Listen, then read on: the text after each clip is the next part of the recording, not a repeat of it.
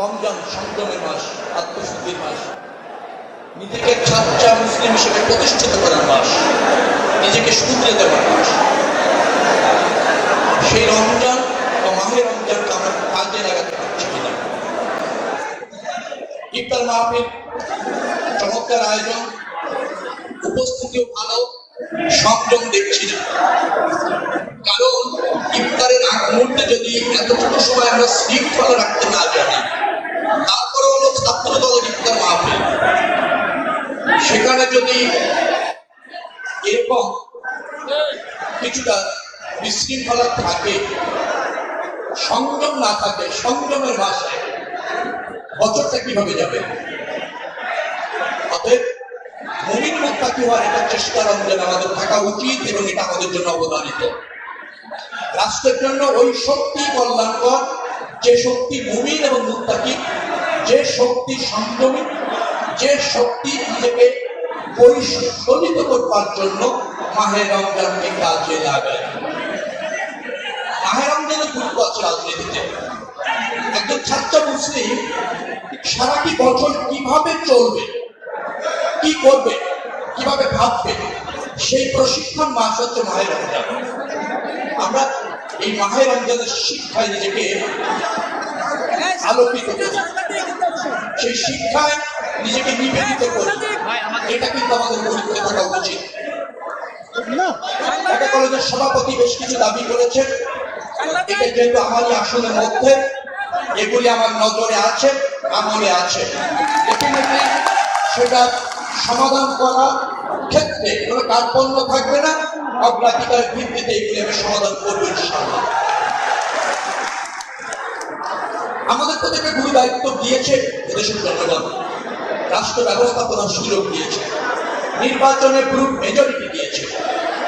এই রাষ্ট্র ব্যবস্থাপনা যদি আমাদেরকে সফল হতে হয়, জনবান্ধব করতে হয়, রাজনীতিকে যদি জনকল্যাণে করতে হয়, তবে আমাদের কিন্তু বেশ কিছু জায়গায় পরিবর্তনের প্রয়োজন আছে। যে রাজনীতি বিদ্যমান আছে তার আচরণগত অথবা অনুশীলনগত পরিবর্তন দরকার। এবং আমি বিশ্বাস করি ছাত্র দলের ছেলেদের মধ্যে দিয়ে সেটা প্রতিষ্ঠিত হবে। বিশেষ করে ঢাকা কলেজ একটা ঐতিহ্যবাহী কলেজ, এখান থেকে অনেক জাতীয় নেতা গ্রুমিং হয়েছে এবং তারা আজকে বাংলাদেশ বিনির্মাণে ভূমিকা রাখছে। এ প্রজন্মে এখনকার যারা শিক্ষার্থী, যারা ছাত্র দলের সাথে যুক্ত অথবা ছাত্র দলের সাথে যুক্ত না, এমন মেধাবী ছাত্র যারা আছেন, তারা কিন্তু দেশমাতৃকাকে ধারণ করবে। রাজনীতিতে আধিপত্য নয়, জনগণের সেবক হওয়ার প্রয়োজন রয়েছে, রাষ্ট্রকে ধারণ করার প্রয়োজন রয়েছে। নিজের অবস্থান এবং পাল্লা ভারী করার চেষ্টা না করে দলকে জনগণের সামনে আমরা রিপ্রেজেন্ট করি, দলের পক্ষে জনমত গঠন করি, যে অঙ্গীকার নিয়ে বা যে ইস্তেহার নিয়ে আমরা ক্ষমতায় এসেছি, জনগণ আমাদেরকে নির্বাচিত করেছে, সেই জন আকাঙ্ক্ষা যেন প্রতিষ্ঠিত করি এবং সেটা করতে গিয়ে ছাত্রদের দায়িত্ব রয়েছে।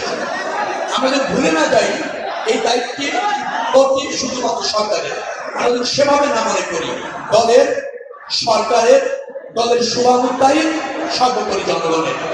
আপনারা যারা ছাত্র নেতা, তারা নিশ্চয়ই আপনাদের নেতা কর্মী, শুভানুধ্যায়ী এবং সাধারণ ছাত্রদের পাশে থেকে তাদেরকে আরো বেশি শানিত করবেন, আরো বেশি নিবেদিত করবেন বৃহত্তর স্বার্থে, জাতীয় স্বার্থে। আমি যদি মনে করছি যে ঢাকা কলেজে নিশ্চয়ই সেখানে দৃষ্টান্ত স্থাপন করবে, তবেই আমাদের রাজনীতি সার্থক হবে, তবেই এই ঢাকা কলেজের ঐতিহ্য সমুন্নত থাকবে, তবেই এই ইফতার পার্টির আয়োজন সফল হবে। আমি আর বক্তব্য বাড়াচ্ছি না। আমরা মনে করি এই রমজানের শিক্ষা আমাদের নিজেদেরকে পরিশুদ্ধ হতে সহযোগিতা করবে, রাজনীতিকে পরিচালিত হতে সহযোগিতা করবে।